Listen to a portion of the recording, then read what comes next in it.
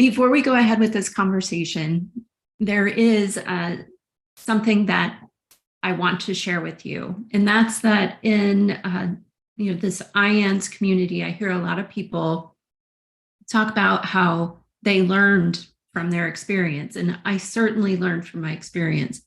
But more than that, I feel that I remembered these things that were already inside me. The reality is that you will remember when you go home. You will remember what I'm going to share with you today, every bit of it. And those who are experiencers, you're going to have those moments of nodding your head and saying yes. And those who are not experiencers, you may hear some things today that are hard for you to wrap your mind around. And that's okay. That's what this community is here for, to share and talk about these things and normalize them through these conversations, because the experience that I had is an experience that's happening to someone every single day. When you're in the grocery store, you're standing next to someone most likely who's had a similar experience or is having similar experiences throughout their life. So let's kick it, peeps. I want this to be an intimate and deep experience delving into the divine. I see this not as a one-way lecture style conversation. I really want this to be an ongoing conversation through the Q&A, through chat. You can always email me. I'm going to share my email address at the end. I see this as being a lifelong learning process, a lifelong remembering, and also a lifelong conversation with the community. No question that you have today is too small or too odd or anything like that. It won't be, it can't be. So any comment you have, any question you have, please, please, please share it. Whether it's to write it down on a piece of paper, save it for later and email it to me so we can have that conversation outside of this, or that you share it in the Q&A because you feel like that's something that the community is probably thinking about too. They probably are. All right. So the first thing I'm going to do is I'm going to share with you how I woke up dead. I'm actually using a teleprompter. So, all right. So I don't forget anything. So our right radiant souls are on this journey together. And I learned that when I had a death experience, May 15th, 2015. I was in the hospital. I'm going to share with you. So I had gone to the hospital to, let me pick this up and move it. Oh, we'll roll with it. So I had not been feeling well at all. I had been to many different doctors. None of them had answers for me. I'd been to a gastroenterologist. I had been to a cardiologist, and they were all saying, there's nothing wrong with your heart. There's nothing wrong with your stomach. You're fine. But I knew something was wrong because they were consistent problems across the board. So I eventually went to a neurologist, and there's a whole separate story that I can share with you at some point in the future about how I ended up at the neurologist. But just imagine, so, in your mind right now, imagine that you are in the hospital in a bright, busy waiting room. People are coming and going. And when it's finally your name that is called, a rush of anxiousness just floods over your body. A nurse leads you down a hallway. It's dark. It looks like an abandoned emergency room. There's no one back there. It's absolutely silent. It's frankly kind of scary. Only one of those fluorescent lights is on above in the room that they take you into. There's a large, flat medical bed table that looks like this. There are monitors beeping, just a couple of chairs, and it appears to be just the one exam room that's in use, and it's in use for the tilt table test. There's absolute silence that's broken only by your voices and the equipment. In that tiny room, you hope to learn the cause of an illness you battled for years, but instead, you slip into another dimension. This is how my experience started on a sunny day in May of 2015. It's still hard for me to believe. So when I woke up that day and all the days before it, I was a skeptic about just about everything. I had encountered these experiences. I remember seeing Bill Guggenheim's book on a shelf when I was a child in a bookstore, and I stopped and paused and thought, wow, that's really cool. And then I went on with my life. Same thing, I would bump into stories like I saw Nancy Ryan on Good Morning America, but I just didn't put any weight behind it because it was a story here, a story there, and I didn't take the time to really look into it or think about it. And then it happened to me. And in that room you just envisioned, I died. I died during a tilt table test with all the machines that monitor vital signs hooked up. When I told my friend about my experience, her first reply was, "So you think you died?" But I'm here telling you today, I don't think I died. I know I died. And I have witnesses to that death. It was monitored by a doctor. The table itself that you just saw is often compared to a medieval torture table. So what it does is it determines whether your body and brain talk to each other the way that they're supposed to. The table lifts and it tilts back about 10 degrees in an upright position, and they strap you down so that you can't move your body. So when you're on the table, the point of it is to pass out, essentially to determine if your brain is talking to your body and vice versa. If they are talking to each other, nothing happens and you go on your way. But that didn't happen for me, obviously. That was not my results. My vital signs began a slow and even descent as soon as I was raised into position. My heart just kind of slowly stopped beating, and consequently, my brain was starved of oxygen. And at 18 minutes, I went into convulsions in an effort to revive myself, but I had flatlined. So when that happens, they lower the bed back down so that your blood can even out and you can revive yourself. I was dead for about 32 seconds before my heart started beating again. That doesn't seem like very long until you count it out in your head silently to yourself. And my husband is here today with me, Scott. He's here to answer questions that you have about this experience, if you have any at the end. There he is. Thank you for being here. He watched me die for 18 minutes under the care of a doctor, all so we could have an answer for my illness. I'm so sorry. During the test, I couldn't even recognize that I wasn't doing well. My body and brain are so disconnected that I had no signals that I was dying, except for a general overall not feeling good kind of feeling. So Scott was seated behind the doctor and could see the monitors. He could see my vital signs going down like a ski slope. I could see by the look on his face that I wasn't doing great.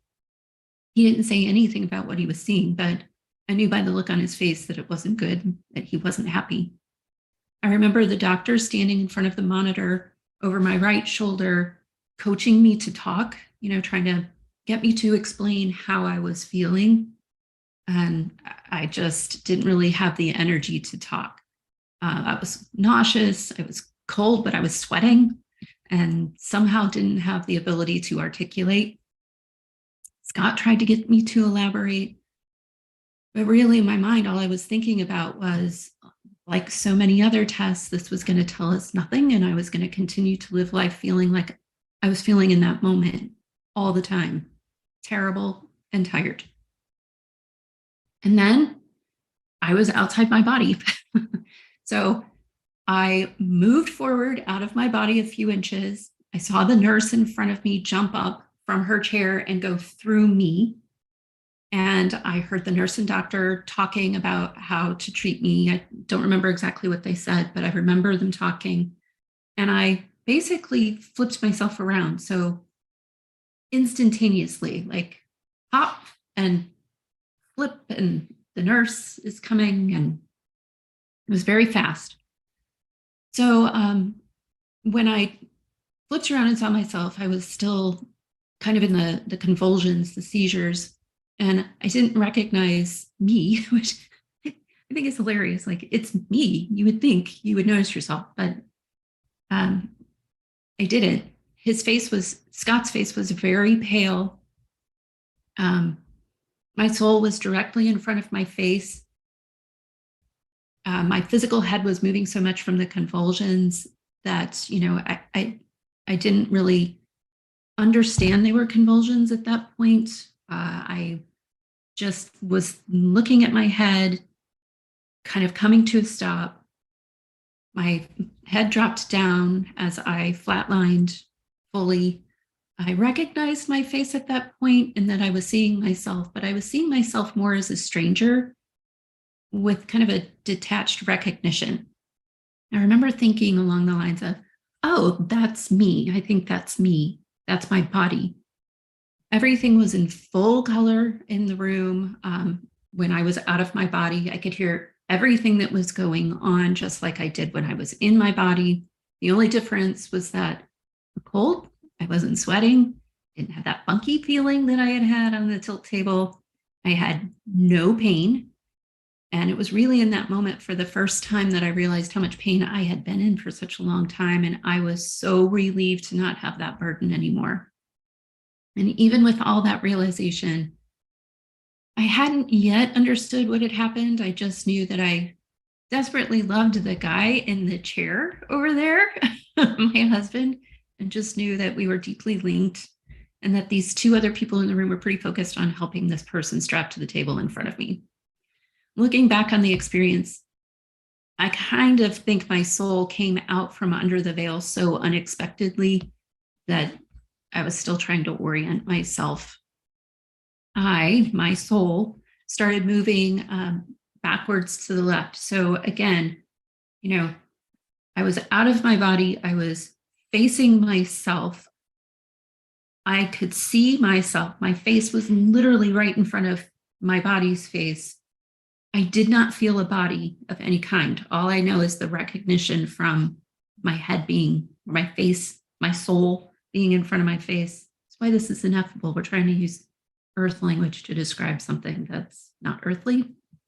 And I could see and hear, but I couldn't interact. I didn't necessarily try, but I couldn't interact with anything. And I didn't try to talk, so I can't say if I had spoken would someone have heard me. And again, this was like very, very fast, instantaneous. And I started moving backwards. So moving, facing myself this way, or for my body to the left side of the room in orientation to my physical body. So my back was leading the way. So as I was going up into the corner of the room, I was still facing into the room, not up to the corner of the ceiling, watching the interactions that were going on in the room.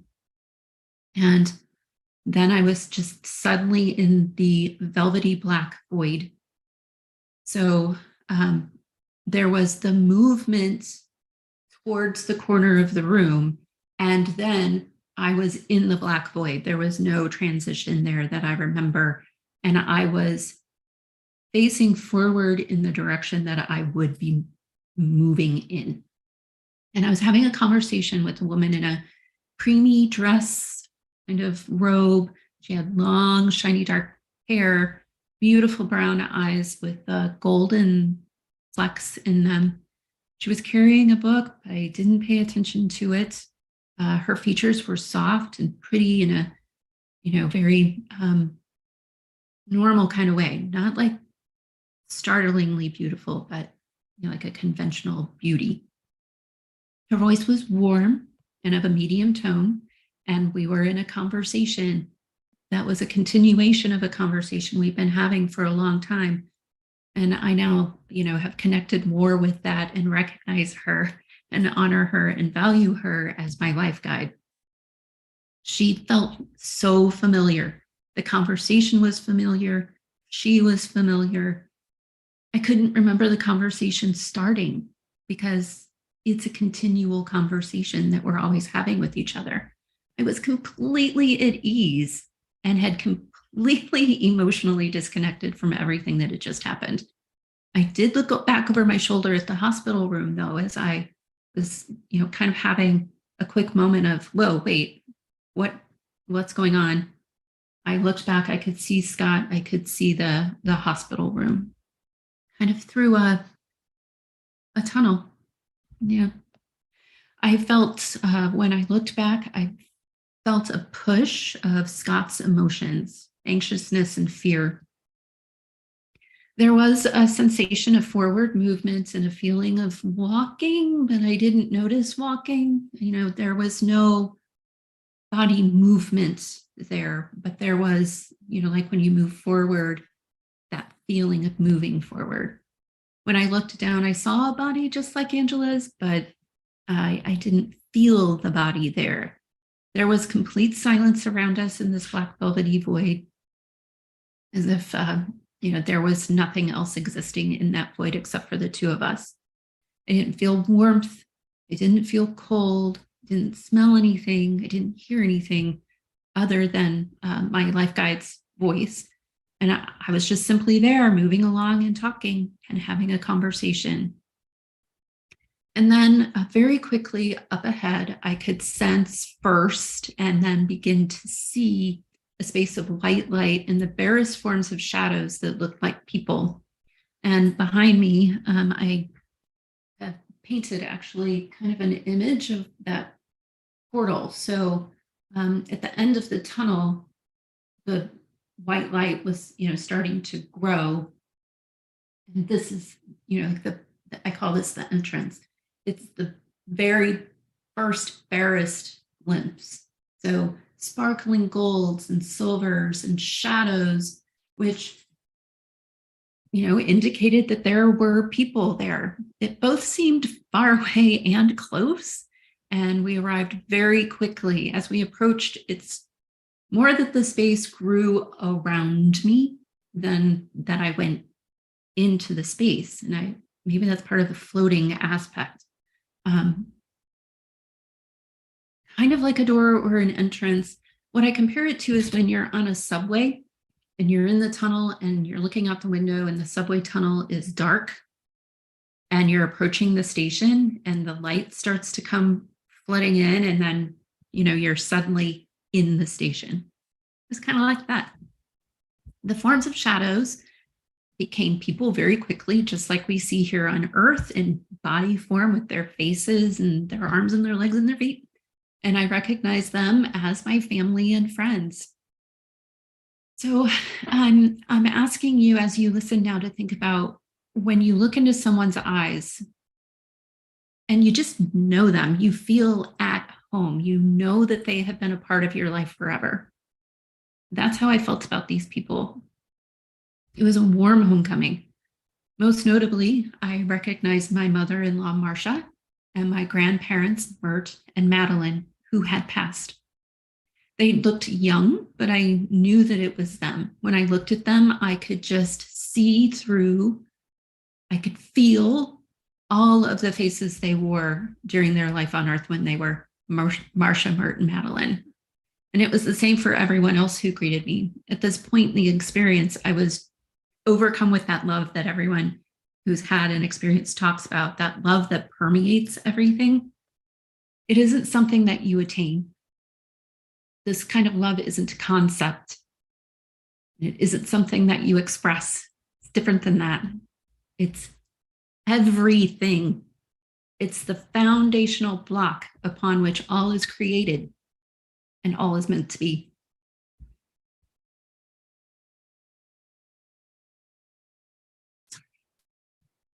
I knew I was home. I knew that's where I'm truly from. More real than anything we can experience here. Life here is equivalent to A dream, a dream that you hold in your memory upon waking. Comparatively, life on Earth is shadowy and dull, like viewing a beautiful day through a thoroughly grungy window. The other side, heaven, source, the cosmic consciousness, all that is, whatever word you prefer to call it, is bold, crisp, clear, clean. There is a clarity to everything that is intense, but it's not painful or overpowering. And this doesn't just apply to what you see and hear, it also applies to thinking. And I'll touch more on that soon. So everyone was saying hello and greeting me, and they did speak. Our mouths were moving. My most recent family hugged me, and we kissed each other's cheeks. When we touched, I instantly saw in my mind's eye, like a movie, our most wonderful moments together. It was so beautiful. It was revisiting them. Just to give you a feel. For example, my uncle, who had a motorcycle, hugged me. And in that moment of hugging, my mind was on his farm when I was a child. So we're hugging each other, and my mind just went right to his farm when we were, I was probably 8 years old. And I could smell the goats. I felt the breeze and the sunshine on my skin. I heard and saw all my family that was there on that day. I relived the conversation between myself and my mom and my uncle about going for a ride on his motorcycle, which was kind of new and it was exciting to him. And I felt the anxious fear of going on that motorcycle ride. I'd never been on one before. And I even revisited the ride with the dappled sun on the road and me asking him to turn around about a half mile down the road because I was terrified, wanted to get off. So I felt his disappointment, not with having to turn around, but with misjudging my eagerness to try riding a motorcycle. And I felt that love that he had, the same kind of love that a father has for a child, though he was my uncle. And he felt my appreciation and love for him. And all of that emotion was shared there together instantaneously in that hug. And we knew that connection at that moment. When he pulled away and our eyes met, we were one soul sharing one feeling of love, reconnected, like our souls merged. We were the cosmic consciousness, no longer separate, but blended. And it was that way with everyone that I revisited there that I met. There were so many other souls behind my most recent family. And on the other side, I knew who they were, but I've lost that memory now. I have a vague recollection of some, but mostly just my most immediate family. And as for the space that we were in, there was no sound except for us. And though we spoke aloud at the start, we just kind of fell into a telepathic communication. There was nothing else in this white space except for the souls that greeted me. The white was soft, like fog, not like cloth or something that you can touch, much more intangible, but brilliantly white. I didn't smell anything. I didn't taste anything unless it was accessed through a memory. I felt that there was a barrier that I couldn't go past where my family was, but nothing physically existed as a barrier. And that's when I finally came around. After all that, that's when I had that moment of, oh, whoa, I think I'm dead. I think I just woke up dead. I was pretty upset in that moment. I had all the kinds of rush of feelings that you can imagine would come with that. Anxiety about my family, worry about what was going to happen to them, mixed with this elation of, I'm home and I'm not in pain, and it's fantastic. It's duality there is incredible. So, as I was thinking through all that, and having these questions, the answers were actually coming to me. So I'm going to show you. I went into the cosmic consciousness to get the answers. And this is what it looked like.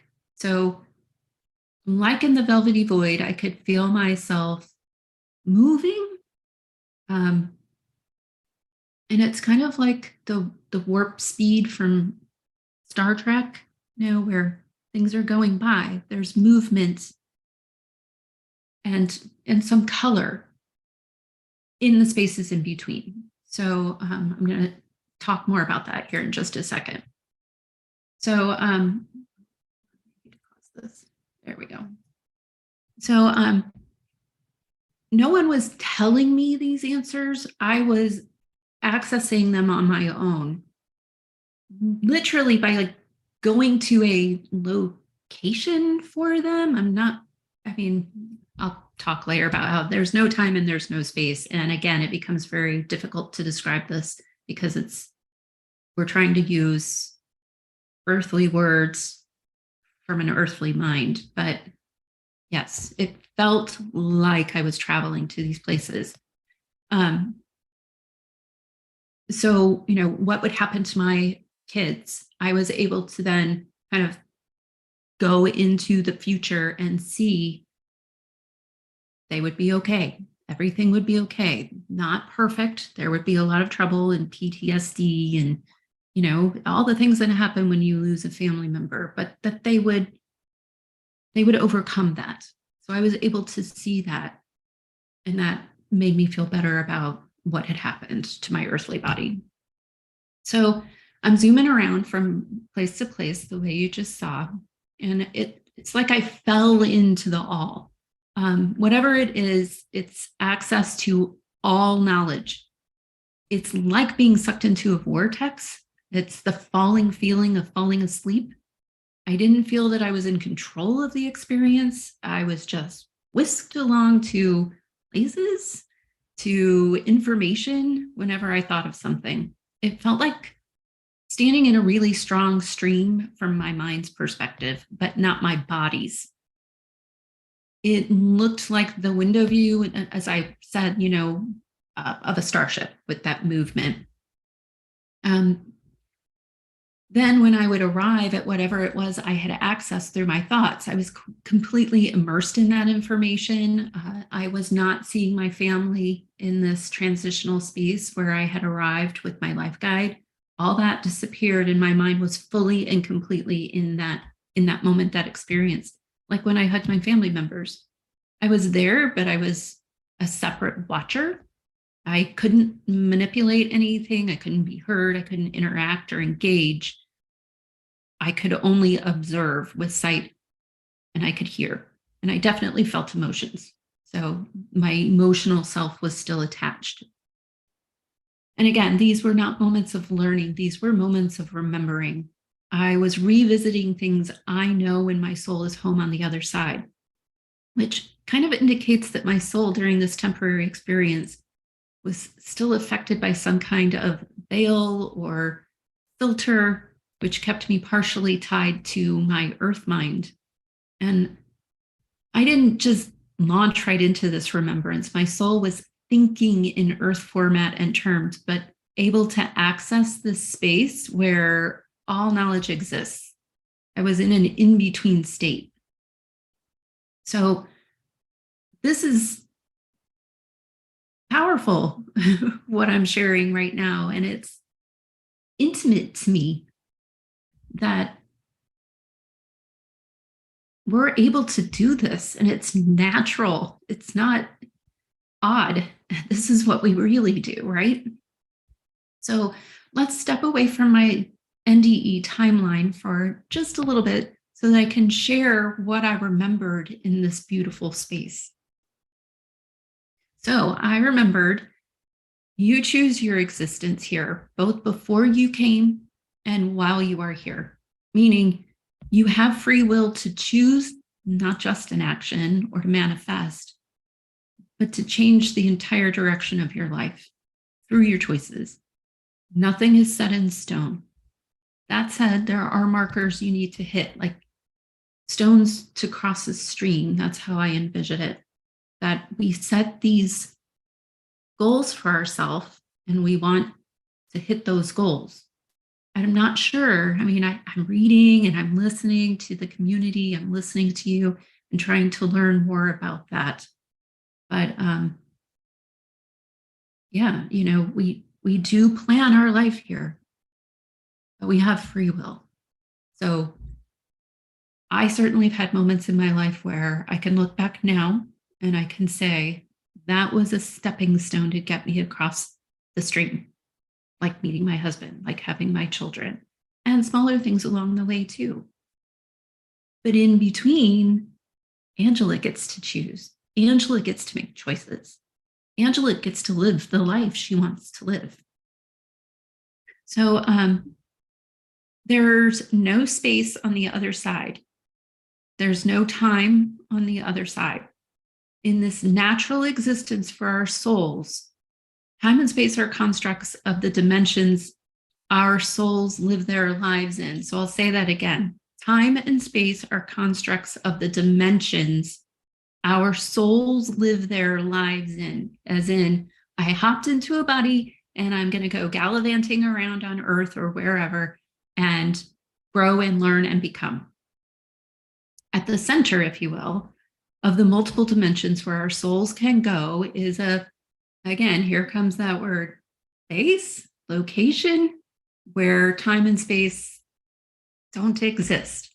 I chose to be here on this earth, and it's not a random event nor an accident. I am not going to cease to exist when this body quits functioning properly. I learned that on May 15th, 2015, and I'm learning it over and over again from you and your stories. And why is this? Well, because I'm spirit and nature together. A little bit of nature and I'm a little bit of spirit, sometimes more of one than the other, not always for the good, together dwelling in an incredibly complicated natural vehicle. And my name is Angela. I am Angela. I am spirit and nature together. So what about the spirit part? Well, inside my body is my soul riding around, and it ties my body back to spirit. It's kind of a conduit, if you will. And that's not really quite the right word. But what I do know is one cannot exist without the other. So please stay with me while I continue to try to explain in simple terms, because I know there are people here with us today who are experts in this. Unless you've been reading and talking about this for a while, though, it can be complicated and it can feel really funky. My body and soul combined are named Angela. And the soul inside me, and I access this afterwards, is named Isilda. Isilda is immortal. My soul is not earthbound and is not bound to just this one life.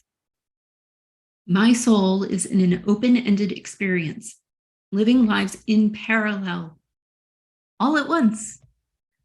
Angela's life is just one of the infinitely many. My soul's natural existence doesn't adhere to time or space, and that is what makes it possible for my soul to live multiple lives in parallel, in multiple dimensions, infinitely. Without time and space, which is Isilda's natural existence, there are no beginnings and no endings, because to have those, you have to have time and space. There's only infinity. Therefore, my soul can infinitely live and become. And that is what we are doing here together, infinitely becoming. So do you. Isilda goes home when Angela dies, when my body dies. Also in sleep cycles, that's a whole other conversation. To go home, my soul, your soul, simply changes the reality that we perceive. I suspect there's some sort of physics involved. I didn't access that, much to my husband's sadness. Sorry, Scott. Next time. My body helps my soul interact with and perceive everyone and everything in my life in detail. It's like the difference between watching videos at being at a theme park versus actually riding the rides, being immersed in the cacophony of noise, standing in the lines, smelling the popcorn, eating the juicy hamburger. While I can interact with Earth from the other side, I can see it, I can engage with it. My body gives me the full luscious experience. And this experience is enriched by forgetting that I'm this multidimensional immortal being. There's a mechanism that I cannot describe that occurs that is much like a veil that blurs our memory. And even having an NDE and remembering so much, again, it's blurred and parts of it are distant after popping back into my body. So that's a lot. I'm going to take what I've just shared with you even a little bit further. So Angela is not the only vehicle for my soul, Isilda. Isilda, I am multi-located. There are multiple me souls bopping around in multiple dimensions. And I don't mean that Angela can show up in multiple places at once, although that would be awesome around Christmas time or when I'm trying to clean the house or do multiple chores at once. Not like that. I mean that my soul is having multiple adventures in multiple dimensions at the same time. Therefore, I am also multidimensional. When choosing these lives, my soul does so from the viewpoint of my soul's true self, not from the point of view of Angela. The lives are planned from the other side. All that is love. It's that perspective that we plan our lives from, without much consideration for time, space, heartache, pain, because those are constructs of the dimension in which the life will be lived. And so they're temporary assistance to the process of the soul's learning.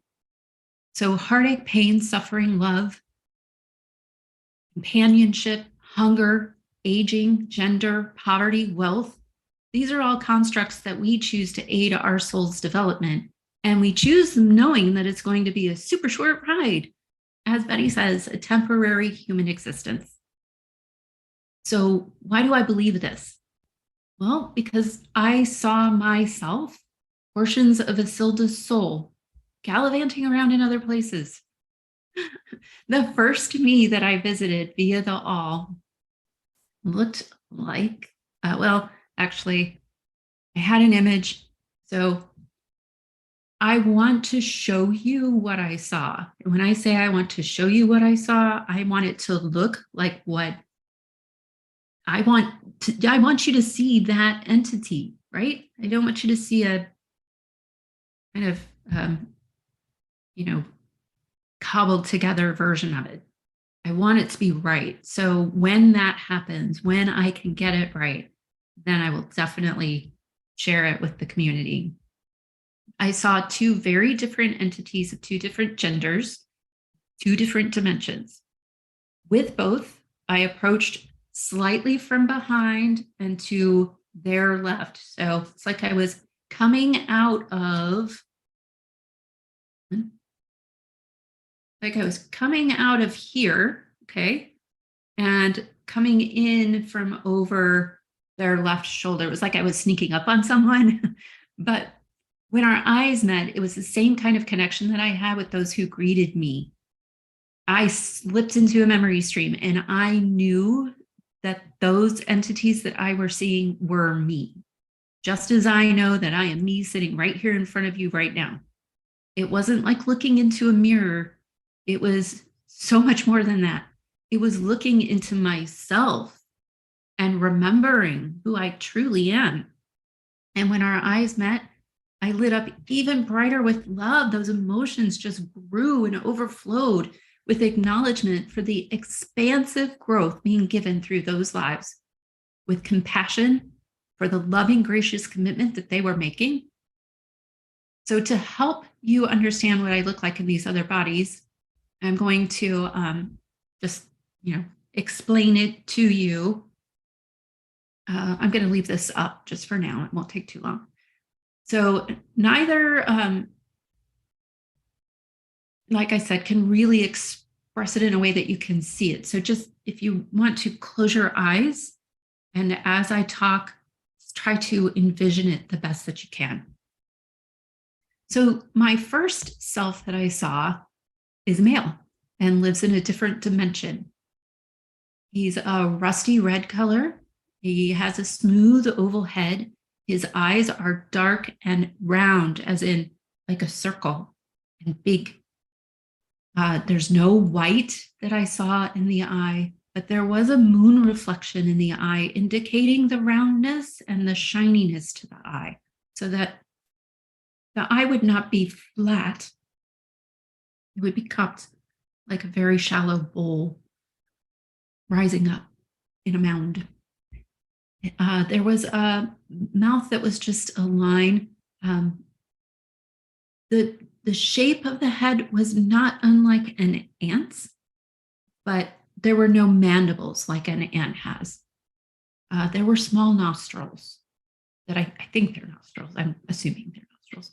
There are antennae on his head, so in two spaces at the top of the head, but then also over what would be our nose. So between the eyes and the mouth area, there were two smaller antennae that looked just like the ones at the top,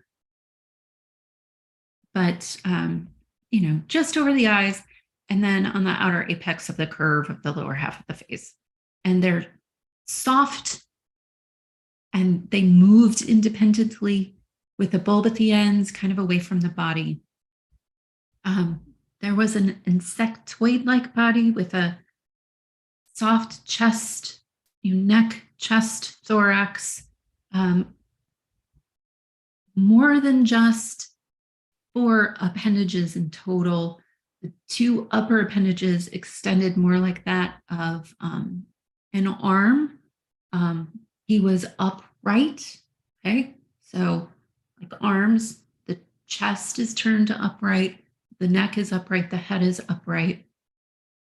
And he turned and looked over his shoulder at me. The 2 uppermost appendages are long and thin with a lean but strong appearance.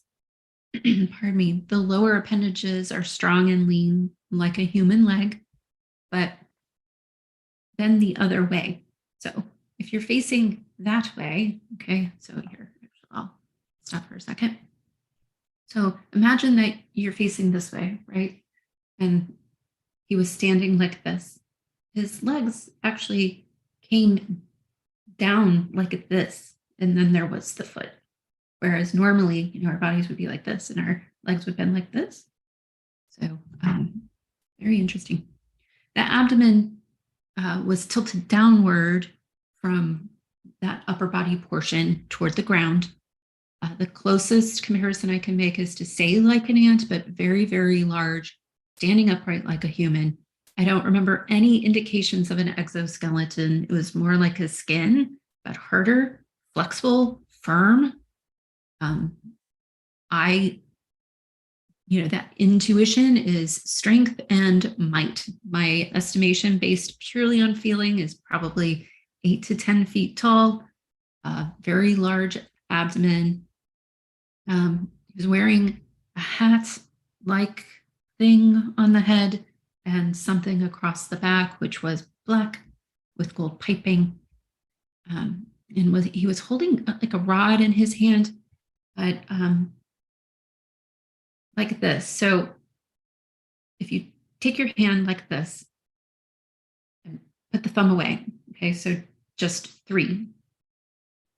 There were 2 fingers like this gripping it, and then the 3rd finger was more like 2 fingers fused together with a divot down the center. I don't remember a lot of details about the body because I was coming in over the left, seeing the face and the beautiful eye, and having all those emotions and recognition of, whoa, that's me. He was friendly and aware that I was there. He turned and looked right at me, right into my eyes, even though I don't believe that I was physically visible, only psychically visible. And we felt each other's presence, a reconnecting and acknowledgement of sorts, a familiarity that came from knowing through all that is that part of my soul is living a different adventure within that beautiful body. There was no sound. I only saw a charcoalish, swirling, velvety background, much like the void or the tunnel. We didn't speak or share words. It was all telepathic or psychic, just what I understood to be, oh, hello, I love you. And so quick, instantaneously, this, not even the span of 5 seconds, the snap of a finger came in, we saw each other, and then I was off again. That, I was just kind of like pulled back and whisked back into that tunnel-like space. And then almost instantaneously, I arrived at the next entity that I saw. So I'm going to show you that as close as I can. So you can see the blue body there. So not unlike that. I'll stop this so we don't have any seizures from the flashing. So a blue body, again, in a black velvety space, and like a psychic telepathic connection. Again, I came in from the left rear, and this other me turned more fully toward me, and we acknowledged each other. So I can see her face clear as day in my mind. I'll never forget it. But I couldn't find and I couldn't create anything close enough. So here I'll describe the best that I can. So close to what some people describe the Pleiadians looking like, definitely humanoid blue. The blue is tinted a bit green, so cobalty in the shadows, cool color in the lightest spaces where the light would be shining upon a face. Features were very much like ours. Her body is covered in what I believe to be a skin. It's not shiny, it's not dull, it's one continuous unit. Her eyes are human-like, but large and blue like her skin. So the coloring was all very much the same. And the eyes were more square. You know how ours are almond. These were more squared off. Her nose is striking in that it's long and soft. So long down to the mouth line. Not a lot of gap here. Wide and very rounded. No indication of a bony protuberance like we have, that our skin sits on. Just very soft and round. And what lets me know that is that there was just, that foolish color and then the soft kind of cobalty shadows on both sides, which let me know that it was turning into the cheek area. Her mouth was closed. I didn't see any teeth or anything like that, but similar to a human-sized mouth. And the curve of her head and jaw are very rounded and soft, like the nose. The top of the head comes out farther like this, more height to it, and not a hard bony chin, but a soft rounded chin. Tiny ears, exactly at the same height as the eyes, little tiny bumps around the ear opening, no indication of clothing. I remember seeing her shoulder area. So just like from here up, her shoulder was firm, had great muscle tone. It was really dainty, very tiny. And she felt smaller to me in size, closer to the size that I am now. There again was no sound, no speech, no touch, no taste, no smell, just a very brief moment together in silence, just acknowledgement that this beautiful being is a part of me, enjoying a different life somewhere in the same dimension. So the rusty red me is in a different dimension, and this beautiful blue entity is in the same dimension as Angela. I was pulled back again instantaneously. Again, it was like, come in. Hey, how you doing? And then whoop, off we go again. So I was launched forward to travel back to my waiting life guide and my greeters. And that actually spurred me to wonder about how all this works. So, I'm thinking about things like, oh, what about my soul? I go and see these other entities, and then what about how all this works? And sure enough, I just kind of went right into accessing those answers. So this is what I remembered, that we come from and return to a central location. And that location is where I went during my NDE. So again, you can call it heaven, the cosmic consciousness, source, one, whatever you're comfortable with. It is a landing space. Where I went is a landing space for our souls to acclimate to being home. So I wasn't fully home. I was just kind of in a doorway.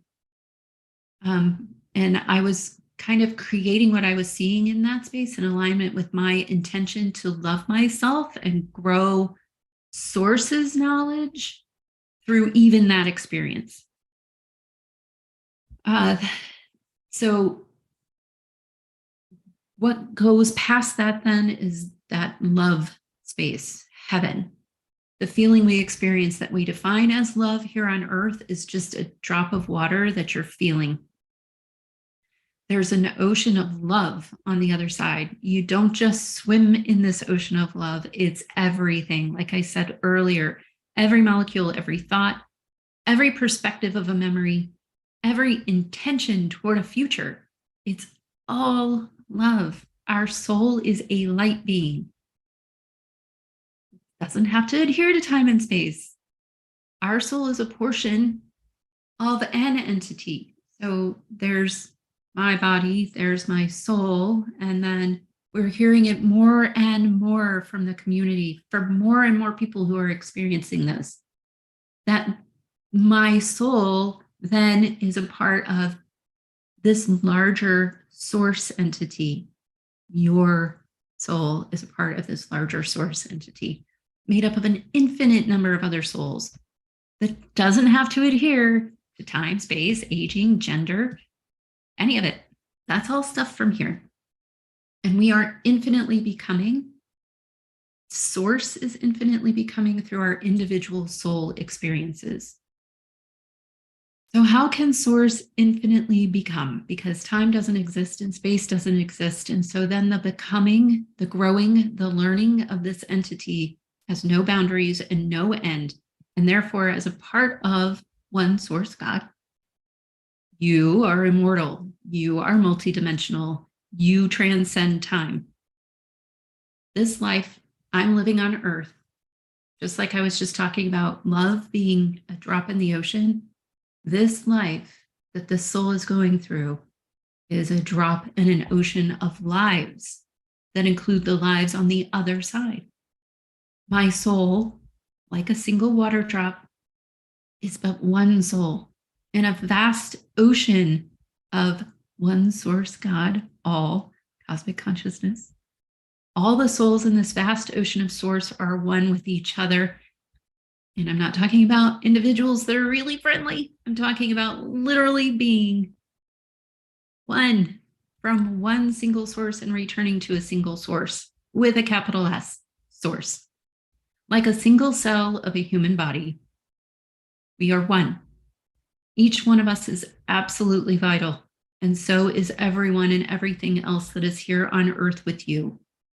The trees are one, your cat is one, and yes, even that guy, the one that challenges you, he's one too.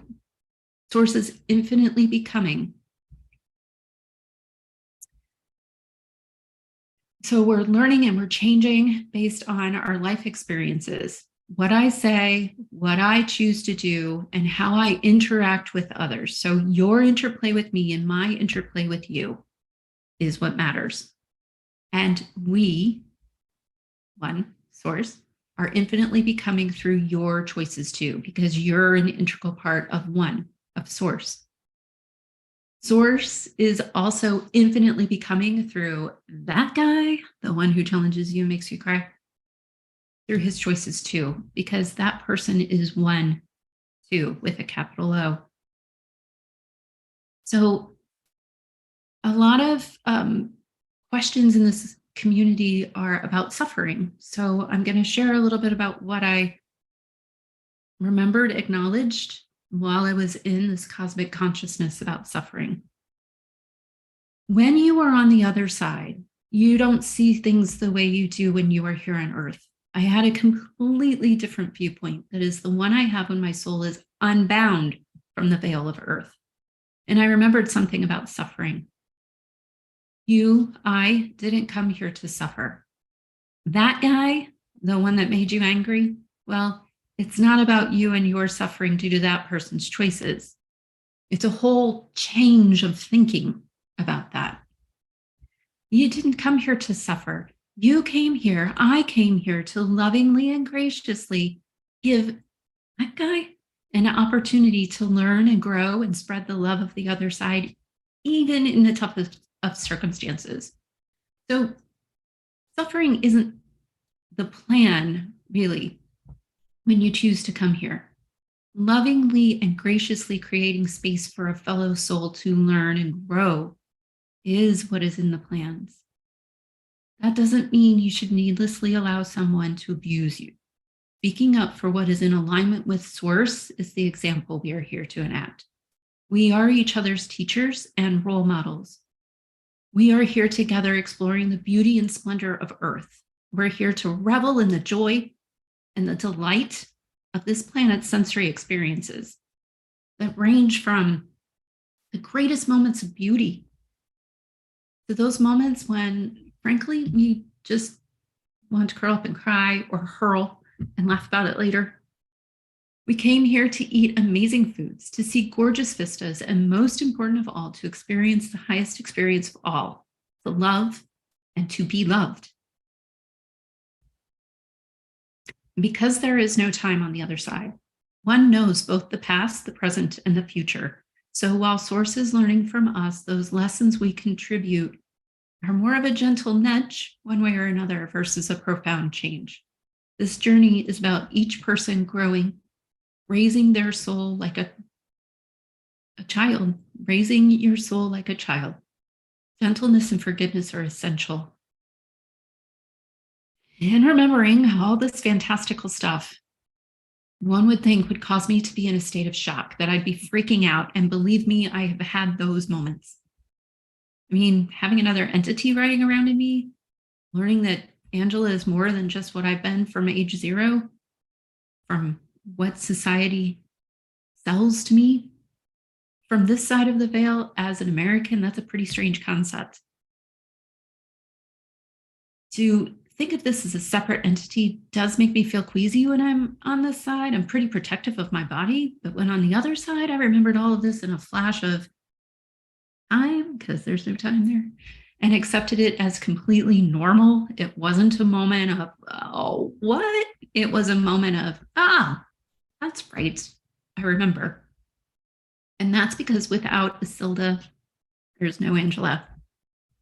So I wanted to share in this moment a poem that I channeled, usually while I'm doing a walking meditation, that is in regards to this. We are the blooming flower. Not much time to enjoy the sun. Limited. Do what you can while you are here. share about how we are all one.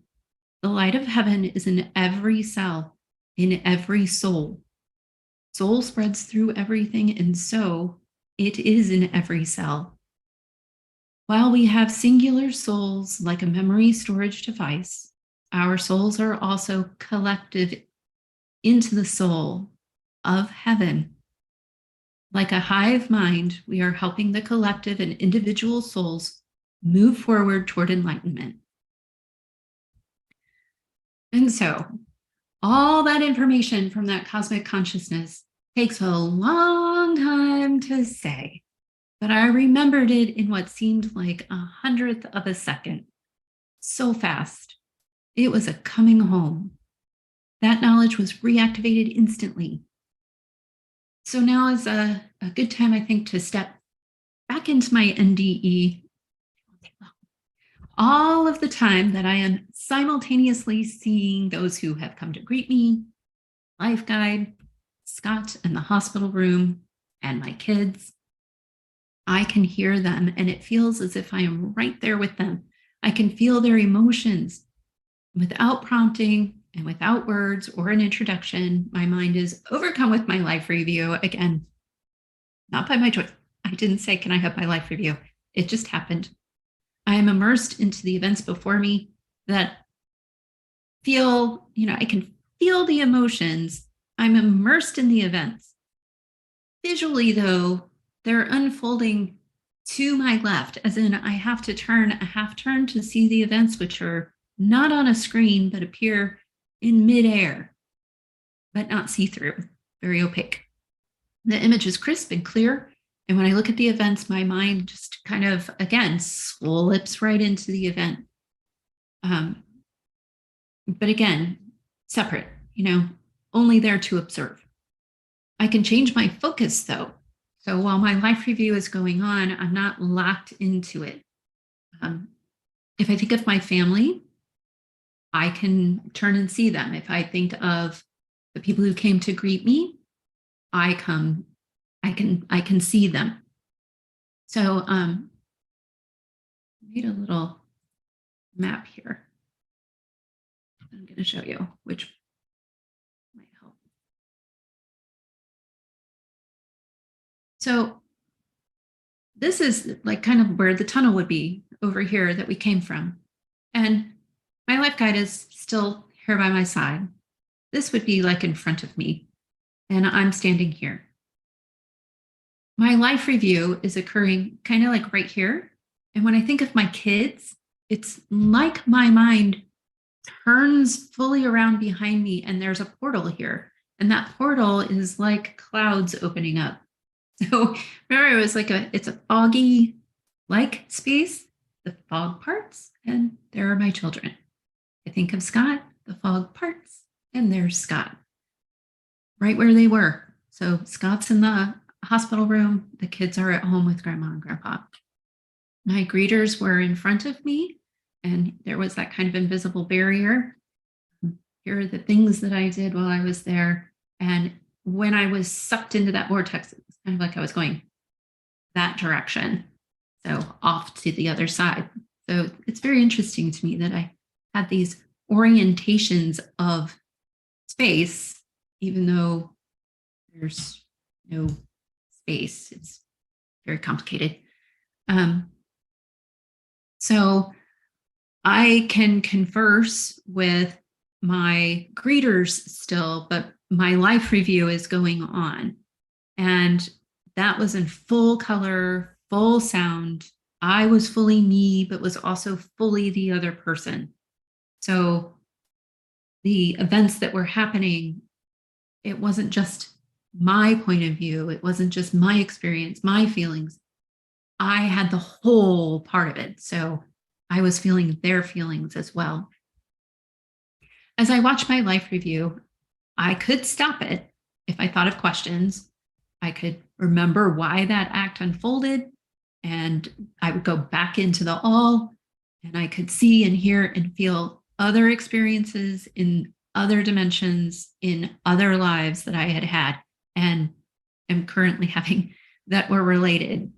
it was like I was combining all of my lives of learning, not just learning from this life, but, you know, falling back into that cosmic consciousness and able to say, oh, I did that over there and I did great. And oh, I did that over there. And I didn't get an A plus on that one, but I can apply it to this. So unfortunately, I don't remember a lot of specifics. And again, I'd be happy to share that with you in the future. It's just that, I had access to the threads that bind together the goals that I aspired to in this life and my progress in achieving those goals through multiple lives and multiple dimensions. I don't remember all of my life review. I just remember the more emotional bits. The most striking is the remembering the relationship between my father and me. And this goes back to suffering. What I remembered from that has completely changed my earthly understanding of suffering. So my father was a sexual predator, and is the case with children. I was a captive victim. Long before I had my NDE, I fully separated from my father and mother because of this abuse. As is the way during a life review, I could see both points of view, both his and mine. I learned that he too was abused in the same way as a child. Well, he knew that it was unacceptable, and I could feel that in him, that connection that we have there, that it was built into his expectation of what he was supposed to do as a father. And it was a raging battle in him. He self-medicated with alcohol and lost his capacity to control this deep-seated mental expectation of himself. I felt all those confusing emotions with him. I also remembered that I chose to be his daughter. I chose to lovingly and graciously give the soul within him a chance to change the pattern of behavior that he had been battling through past lives.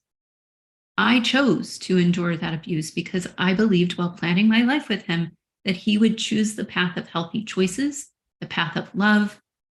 We had a plan.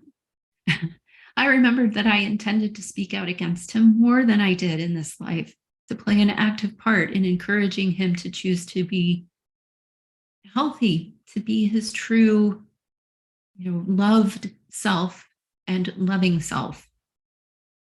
And that hurt right there in that moment, in that acknowledgement, in that life review, right there on the other side. I felt nauseous, which I don't know how I did because I didn't have a body. I felt sadness for both the soul playing my father and for all the souls affected by my choices. So while speaking up took longer than I intended, when I did speak up, it made a profound change in him, and he did change his path. So while it's not a happy story and it's not a happy ending, my father isn't evil. He didn't come here with evil intent, even though I honor that many people feel differently.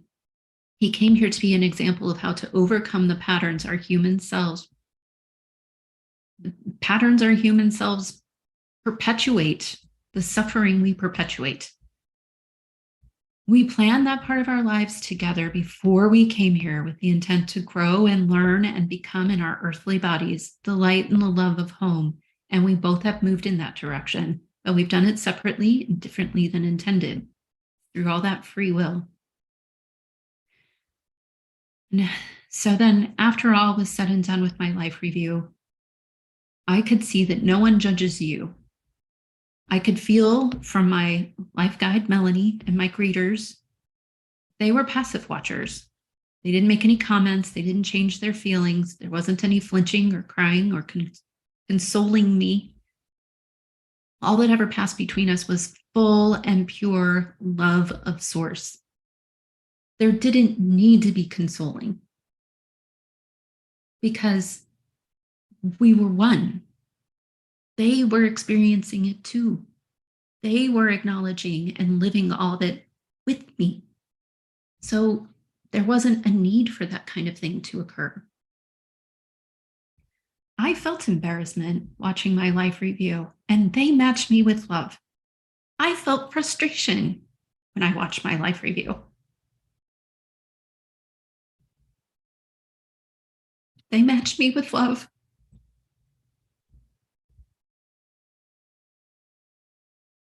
So at the end of my life review, I look back on a life filled with love and joy given to others, but also there was disappointment. I made mistakes. I still make mistakes, which, from this side, a lot of the things that I was harsh on myself about there are so trivial. But because you're viewing it from that side, it's different.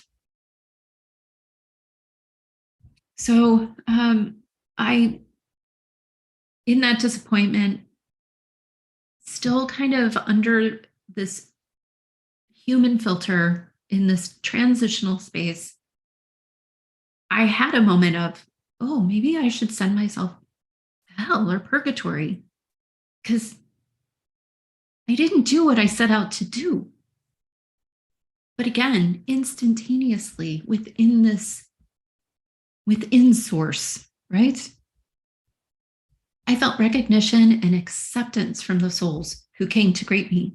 It was as if I could feel their hands placed upon my shoulder, even though they were still in their space over by the invisible barrier. They were saying to me, you did the best you could. Your intentions were good. You're loving. And the fear and disappointment that had driven me to question if I should go to some sort of purgatory dissipated. And I turned and I looked back at Scott. I looked back at my children. I could see that with no time, no space in this wonderful, painless, love-filled space, that my family would very quickly be with me, that it would feel like moments for me. I mean, for them, they would be here, they would be living their life. But for me, it would go so very quickly. I could see that their lives would be fine without me. They would struggle, but be able to find success. And joy and comfort were just saturating my thoughts. I felt so at peace, so relieved to be home. But even so, there was an undercurrent that gave a glimpse that I wasn't going to stay. I could feel that there was so much more to this side to being home. It was like being a child standing at a door that's open. And I was peeking through to see all the beauty that lies ahead. So today I'm going to share something that only my husband and children know. I'm sharing one of those prophetic peeks into my children's future. So when I thought of my children, remember, I could turn and see them through the little portal. My attention instantly went right to them. Just a sec. Navigating here so that I can make it a little bit easier for you to visualize. All right, so here we go. Here's the incredible part of what I saw. When I saw my oldest child, Adam, he was simultaneous the age he was then and a man in his adulthood. Okay, the prophetic part of that is that Adam is a transgender man. I have his permission to share that with you. Adam was born as Lily. When I had my experience in 2015, he hadn't come out yet. He hadn't transitioned yet. When I saw him from the other side, I saw two people. Those two people existed in the same place, but flickered between the little girl that was my daughter at that time and the man who is my son now. In one frame, she was Lily as a child sitting on the floor holding her sister.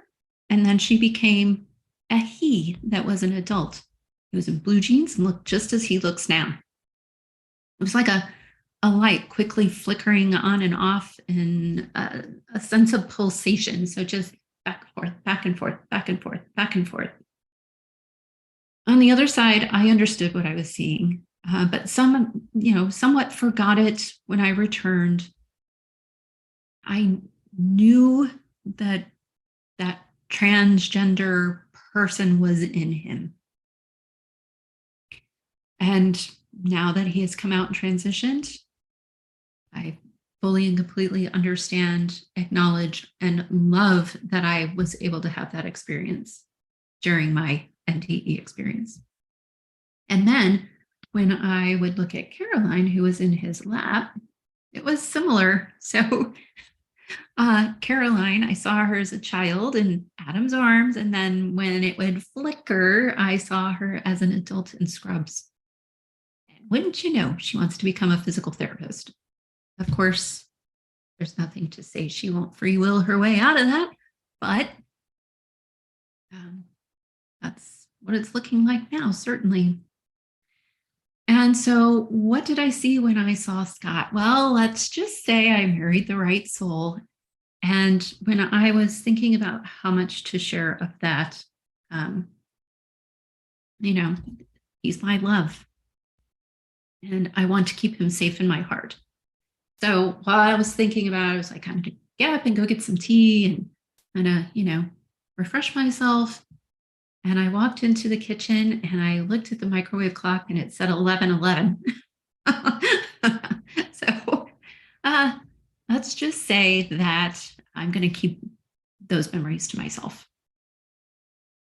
So after my life review and realizing that I had woken up dead and was leaving behind my family, I felt that I had the option to return, but it wasn't vocalized to me in any way. I just knew through that intuition. I really wanted to stay. I had conflicting feelings of both shame and sadness that my children would be without me, but simultaneously knowing that they would be okay because it doesn't exist. But also, that desire to stay in that love. My mind just kept switching around. The ultimate joy, knowing that I could stay and not return to Earth. And all the souls around me sensed all of this. Melanie made an offer for me to stay, but reminded me that I hadn't finished my plans. And so this made me think of how I could do things differently the second time, like take better care of my health. And then as I'm thinking about these things and already kind of starting to pre-plan my next life, because I'm sure I want to stay. I've made that decision. I'm staying. Marcia, who's right there in front of us, turns to Melanie. So turns away from me and turns to Melanie and says, she can't stay. She has to take care of the children. Just like that. And as her statement came to an end, everything went black. I felt hot and squished into this tiny little body. It was kind of like, I've got another image here for you that's kind of fun, like being squished into a shoe that doesn't fit. Like my soul was in this big, hot, squishy body that was too big for me. And yet at the same time, small and cramped. It was so odd. And it felt empty. Like when I think back to that moment when I popped back into my body, I was reaching out into my body, but it was like my body was empty. Like it was a suit that I was wearing, not the way it feels now where, I can move easily and it's comfortable. It was a very, very different kind of feeling. And the only thing I can liken it to is what I just saw you. Like if you had a really tiny foot and you had to put on this really big shoe and try to walk around in it, very complicated. Or like driving a tiny little car, right? And then you end up in this giant bus you're trying to navigate. So that's how it felt with movement. But my soul felt hot and tight and squished and like I didn't want to be there. I didn't belong there. It was not good. It was not nice. And the noise of the machines and the air conditioning was rushing back into my thoughts. I heard the doctor say she's back. And I opened my eyes and right above me, because the table had been laid flat, so I was still strapped to the table, laying down. I opened my eyes and literally right above my face, just inches, is the nurse looking down at me and she's unwrapping the cords for a defibrillator to shock me to restart my body. And very interestingly enough, she looked both disappointed and relieved at the same time. Like maybe she was disappointed she didn't get to have the excitement of reviving someone, but relieved that I was back. So I looked around at my husband, where's Scott? He was looking over the shoulder of the doctor at me, looking better. And I closed my eyes as tight as I could close them. I resented being back. I wasn't happy. I shut my eyes as tight as I could, and I just laid there hoping that if I called out enough, if I thought hard enough, I would go back. Which is, as a mother and a wife, hard to say and hard for someone on this side of the veil to hear. Again, a reflection of just how different it is there, how our understanding is completely different. So I wanted to share some things about my integration process, but I can see that we're coming to an end with our time. So it's basically just 4 things that keep recurring. So since my experience, I try to connect more frequently with the other side to keep that connection open. It's something I feel that I need to do for me. It feels strange to say integration process because it's revisiting who we naturally are. But yeah. So one of them is to be a bell ringer. So one of my messages from the other side to share with you is to be a bell ringer. A lot of you probably know Thich Nhat Hanh's inviting the bell, and that when you hear the ring of the bell, it's inviting you back home, inviting you back into the silence. I hear that all the time, not specifically as be the bell ringer, but your messages have that message in them. And this is the way that I hear it. I hear it as, I'm the bell, you're the bell. I'm the love, you're the love. So when we are interacting, we need to do it with that love, ringing out like a bell to everyone else so that that bell frequency is coming out to them and raising their vibration.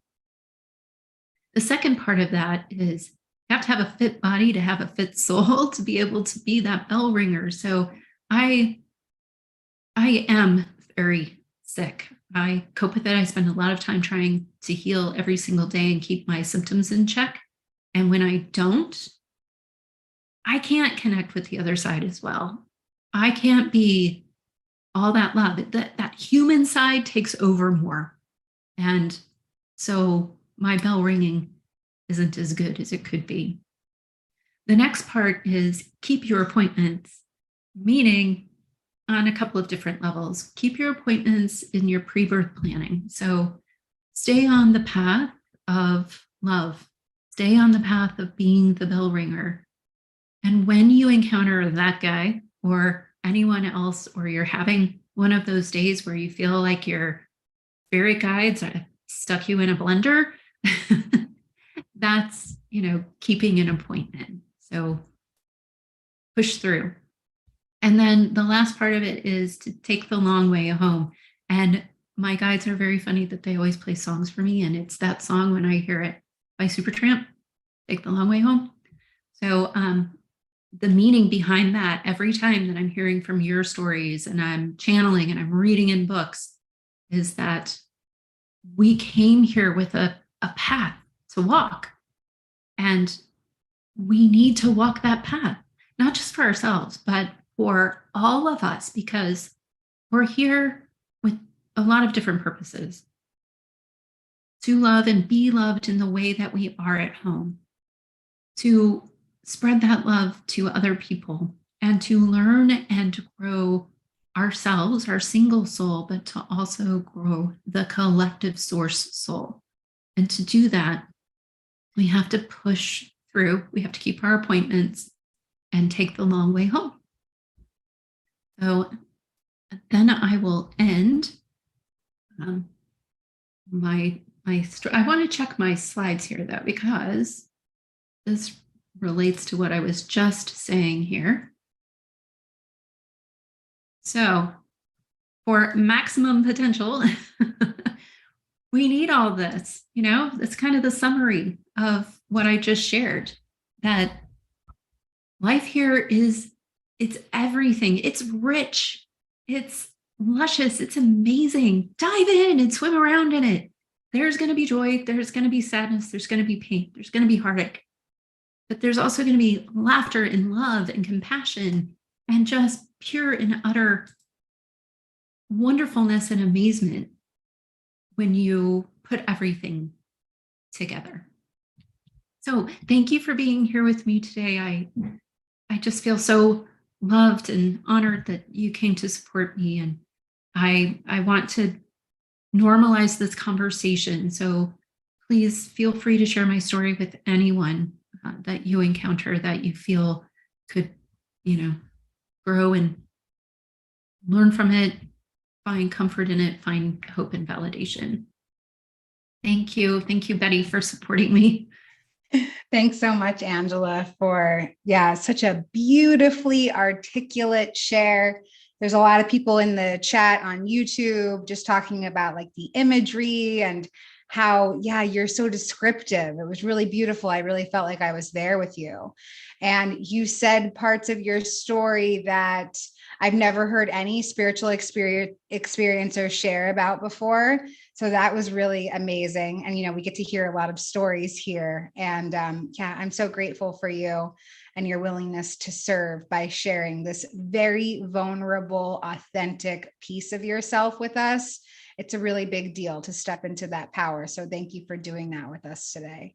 We got a lot of questions, a lot of comments. So I want to try to get through them. If we don't get to them, please leave them on our YouTube and someone will get back to you with them. And, we're all very involved in the organization here. So if you have yet more questions, please reach out and we'll try to get to them. Somebody in the comments was like, we need a part two. We need a part two. So there'll be a part two to come as well.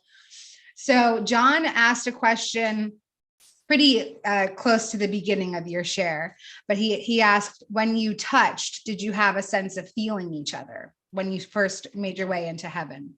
Yes. It was a physical feeling, just like hugging someone. So again, that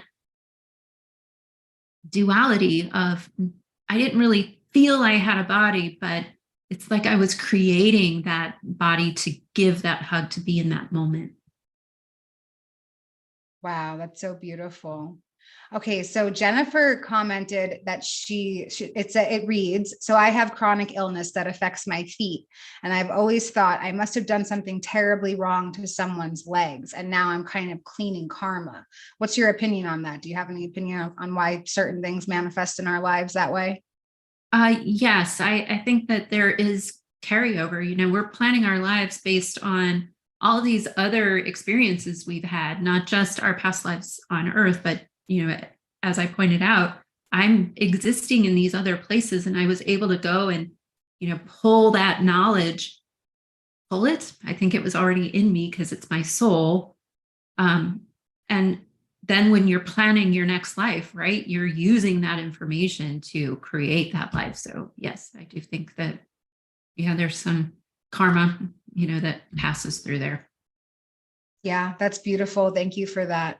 Okay, so a question for Scott. Scott, are you there and available? Okay, great. Let me bring a spotlight on you. I'm not sure if Howie is there. Just give me 1 second. Let's bring you into the fold here. Hi, Scott. Thanks for being here. So there's a question that's about, how this affected your family. It reads, what did you initially think about Angela's story? It's in quotation marks. I'm not really sure why, but what do you think about her story, about what had happened and when she was gone off of Earth? And has your thoughts and perceptions regarding Angela's account changed over time? How has this overall experience affected your family? There's a lot there. So I'll start in the middle, and I can say that obviously during the event where Angela was dead, that was deeply alarming. Okay. And Ange captured it fairly effectively. That there's fear and worry that goes along with that of what am I going to do? But from my perspective, that also resolved fairly quickly because she was gone for less than a minute. So I didn't have long to deal with that.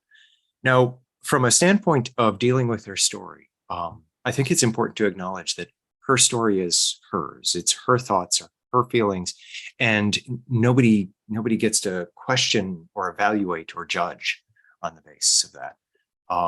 And I think it lines up fairly effectively with certainly what I've learned from Ange and from others in the IANS community, that it's consistent with what others have experienced. For me, I'm an engineer, and Ange knows me very well. That I am better than average in terms of ability to science stuff. As an atheist as well, I don't have a very strong theological bent.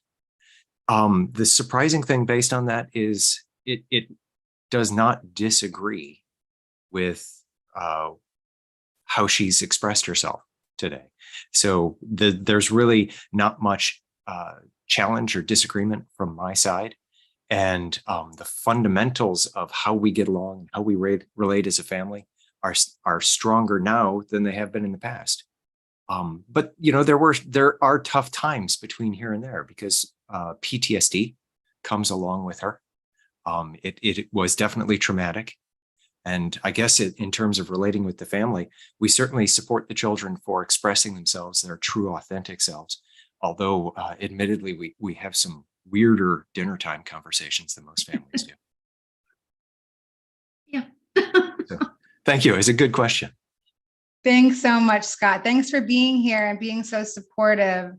I always love hearing about the contrast in couples as well. My partner is also an atheist and just allows me my space to have my spiritual experience, be my spiritual. He never has any idea what I'm talking about. He's like, okay, it's totally fine though. And I think that's a really beautiful thing about IANS groups and events is that we're here to support each other in that way as well. Yeah. And it's really also very powerful. I know there's a very large statistic. I think it's around 80% of couples where one partner experiences a near-death experience, they end up divorcing because the other partner just cannot see like what has happened to their partner. So it's really beautiful to hear some affirmation and to hear about how you guys were able to work through this, because this is a very life-changing experience. Okay, I want to keep on getting through all of these wonderful questions and comments. I'm going to go over to YouTube for a second. And Louise asked a question, do you think that there's different levels in heaven? And if so, are we only allowed at the level we qualify for, in quotations, qualify?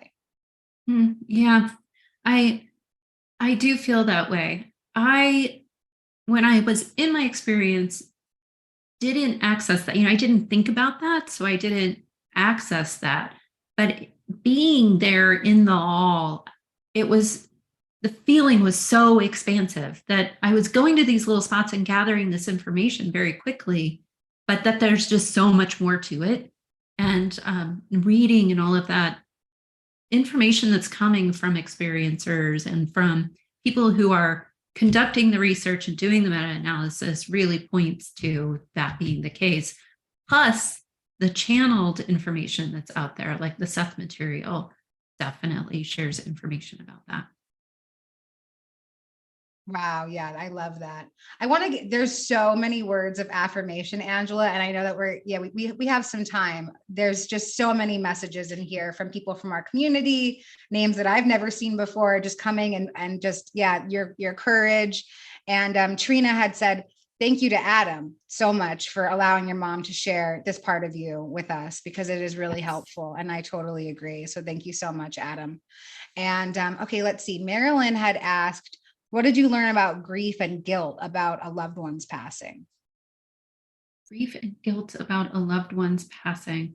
I didn't directly learn about grief or guilt. It was much more, as I explained in my description, just suffering in general, so I didn't dive right into specifically grief or guilt.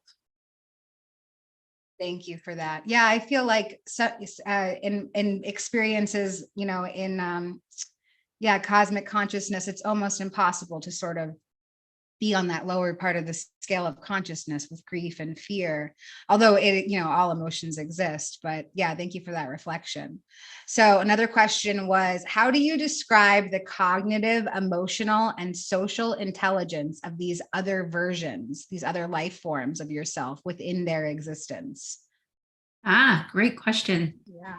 And more personality. So, that it's me. Like, so I have this soul that is Isilda, and they have this soul that's Isilda, and we're all very much alike, because that's who's driving the bus, if you will.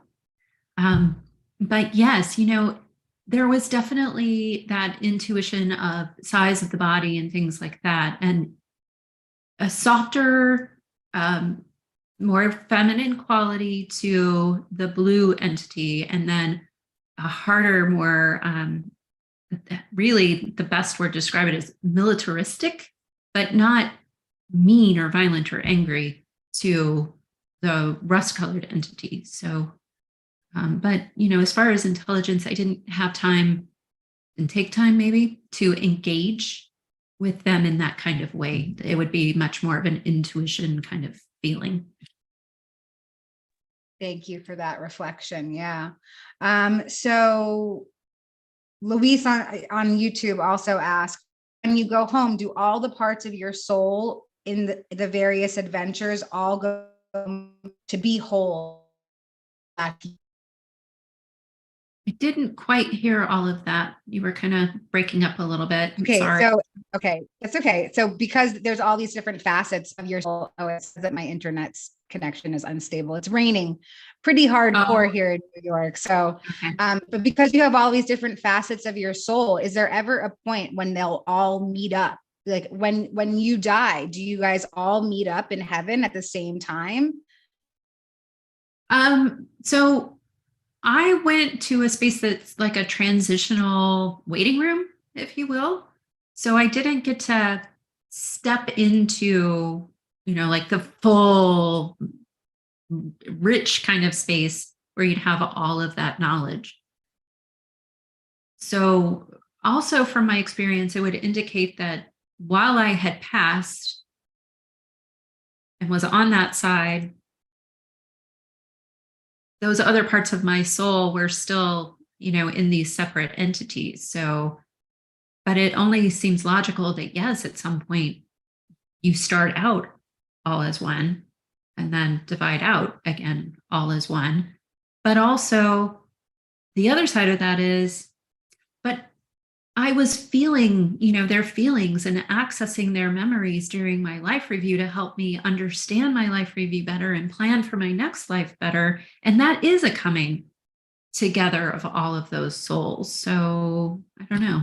That's a great question, complicated answer. I'd love to hear from someone who has, actually gone to the other side and had some time with that.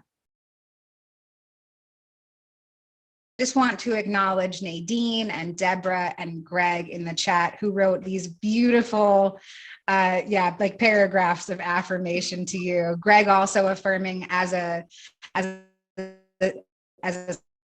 psychotherapist that he doesn't share your response. You guys for your support and thank you for what you do for our community. David asked, what kind of stuff was significant or important point of view from on the other side? And that actually seems kind of trivial here. Oh, yeah. So, during my life review, because you're feeling the other people's feelings, here's an example. So, how you'll be sitting in an intersection and you'll be in a hurry and the traffic is going and you see a spot where you could pull your car in there, but, it's not the nicest thing to do. And I would feel that other person's just, anger or annoyance or whatever. And it really hurt me on the other side. I couldn't believe that I did that. That was such a rude thing to do. But I mean, when I think about it, even now, it's like, I don't want to do that. I try not to do that. But sometimes you don't have a choice and you have to. And, you can't be in control of everyone else's feelings. You have to allow them to feel the way that they're supposed to feel. And you're supposed to keep your appointments. Maybe that was one of my appointments. So, yeah, it's things like that where it was so simple and the intentions were good, but it still really upset someone. Okay, thank you for that reflection as well. Okay, so let's see. Yeah, just more words of affirmation. I just want to let you know, like, you really touched a lot of people on YouTube talking about specific parts of your story, talking about your dad, how powerful, just crying through it, and like really being with you as you were sharing those experiences. And also somebody in the chat on YouTube is kind of talking about, this is what they wrote. They wrote, I wonder about that as well. That you were talking about sort of how about enjoying the experiences, and this person was kind of talking about, well, not everybody is enjoying their life experience. Right. Can you talk a little bit about changing that perception, or how that worked for you? Yeah. So a great example is I have a friend and her daughter went through a horrific experience, and there is that desire there to blame and be angry and to punish. And, wanting to hear from me that there are evil people and that this person's going to go home and suffer.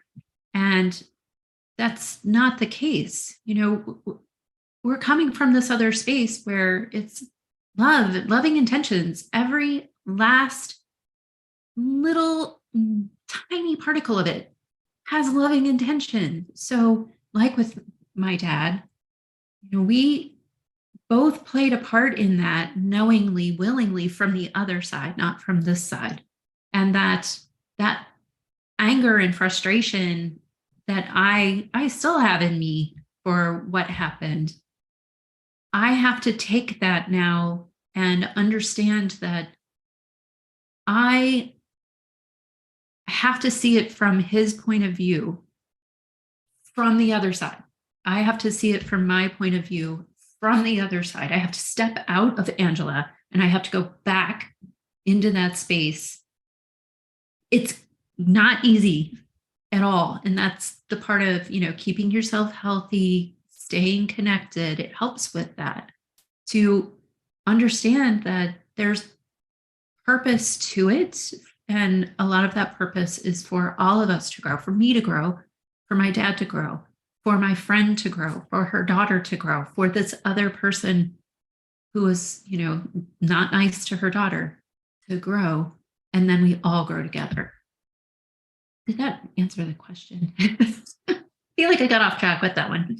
A couple of questions all at once. So that was perfect. Sorry, my internet connection's unstable.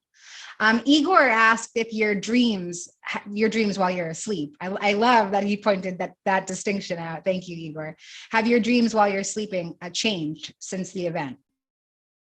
Yes, they have. They're more vivid. I think I'm more, it's like it reignited the connection for me that I had so fully shut off and wasn't really even acknowledging. So one of the aspects that brought me around to ions is when I came home, I had to go right back into my life. And I was touching the laptop and the phone and getting shocked like nobody's business, and the light bulbs were burning out. And so what did I do? I Googled electrical sensitivity like we all do now. And that's when I was like, oh, okay, here are all these people who have electrical sensitivity and they have similar experiences to me. So I had this experience, right?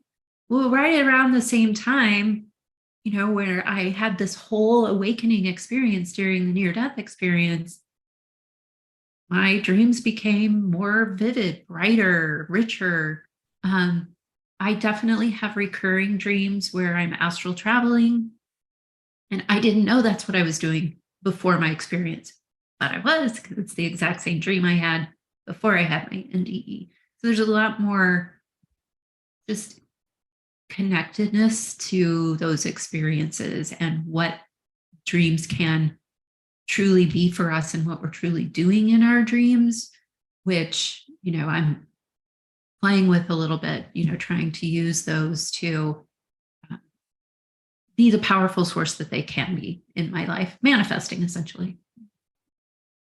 That's beautiful. Okay, now I have some questions.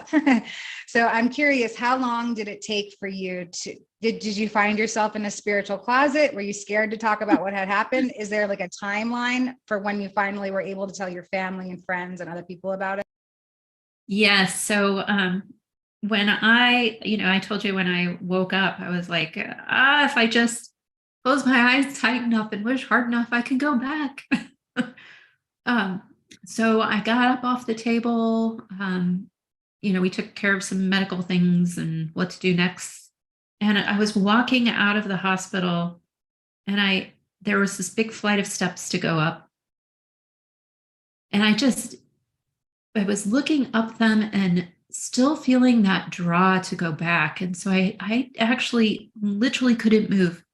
My feet just locked in place, and I just stood there looking back. I go back to that room and get back on that table and close my eyes and wish hard enough. And then looking forward to, I need to go home. I need to go home, live my life and take care of my kids and heal up from whatever this thing is that's a problem with me, and love my husband and be all these things that I saw I can be. And also I was teaching at the time. So there was that whole life that you have to go back to. So there's, the I was dead part of it, PTSD. There's the I'm still living a life, so I have to go back to my life that was delaying it. There was that my husband was an atheist and I wasn't really quite sure, didn't quite have the words for a little while of what had happened to me. So even if I did tell him, how would I say that? I didn't have the right power within me, but also the right ways to say it and do it and express myself in the way that I wanted to when handing something like this to him. It's not easy to do. I mean, Betty quoted the divorce rate. So one night I was ready, and I just shared it with him, and he was amazing and wonderful and supportive and has been the whole way. So there definitely was a timeline to it. I don't remember how many months it was. I think it was maybe like 6 weeks or 8 weeks. It wasn't long before I told him, because I think most of us here know that, once you get into it, you're reading it constantly. I mean, I'm not sure many of us even read fiction books anymore. I think we're so focused on reading other stuff. Thank you for sharing that. And then I just want to ask about how you found your way to ions. I know you kind of touched on it a little bit, but what was your pull towards getting so involved in the community? And maybe just share a little bit about that, because you are such a cornerstone in this community. So yeah, it as is the way of it, right? I was talking about how I bumped into books when I was growing up. So I saw Kim Clark Sharp's book. I saw Bill Guggenheim's book. I saw Nancy Rhines on the TEP. I had all these little things. I also had things occurring in my life which served as the foundation to support this experience, for me to say after my experience, oh, okay, this happened to me. Oh, that's like this other thing that happened. That's like that book that I saw, connecting all these threads. And ions is one of those. So I had bumped into ions several times in my life throughout the journey, as is the way of it, as I was supposed to do. And so when I was looking at my electrical sensitivity, when I bumped into information from ions on that was the drop, because there was comfort there, because I had seen and heard that name before. And so I signed up for the newsletter, and Chuck Sweetrock, who's here, thank you. He put out a call for help with the website. And again, as life would have it, as a teacher, I'd been working on websites. I had also helped a few other communities that I worked within with their websites. And so I just sent him a letter with links to those sites that I had worked on. He liked it and started volunteering with them. And here it is, a couple of years later. And it's pretty much what I do. I don't work anymore because of my illness. So during the week on Monday, Tuesday, Wednesday, I usually give about 6 hours to IANs and then some on Thursday, Friday, and the weekend. So it's fully a part-time job, certainly. Yeah, and it's an honor. I mean, I have reconnected with myself in a way through IANs and the IANs community and all of the wonderful souls who are with me here today and so many others that I just, it's meant to be. This is where I'm supposed to be. And I told Chuck that not very long after starting to volunteer that my whole life was about now, like all of my skill sets and those books, and it's all bringing me to where I am right now. Yeah. Wow, that is so beautiful and powerful. I think that's a great place to end today. I just want to make space for you if there's anything that you'd like to share that you didn't get a chance to before we close out for the afternoon. Thank you for that. I definitely want to share more. So here, let me do this. I wanted to make sure that if you have questions afterwards or you want to reach out to me later, I am available here. So here's my email address. You can grab your phone, take a screenshot if you're on your phone, or take a picture of it. It is email Angela Harris because there are a lot of Angela Harrises, like 8 Angela Harrises at every pharmacy I've ever been to. So there you go. So I couldn't get an Angela Harris email address. So it does include the EMAIL portion on the front there. Yeah. And you can also contact me, through the newsletter that goes out as well. Yeah. Like I said, it's an ongoing conversation. So please keep the conversation going with me. Absolutely. Thank you so much for your willingness to be of service today and in the future. And thank you for everything that you do for IANS groups and events and for me on a personal level. We're so grateful that you're here and your story was so courageous. I mean, really, truly, in so many different ways. You opened up the conversation to so many multifaceted topics. So thank you again for being here. And we look forward to seeing you at the next event. Thanks so much. Yes, it's an honor. Thank you, everyone. I hope you have a beautiful day. Bye-bye.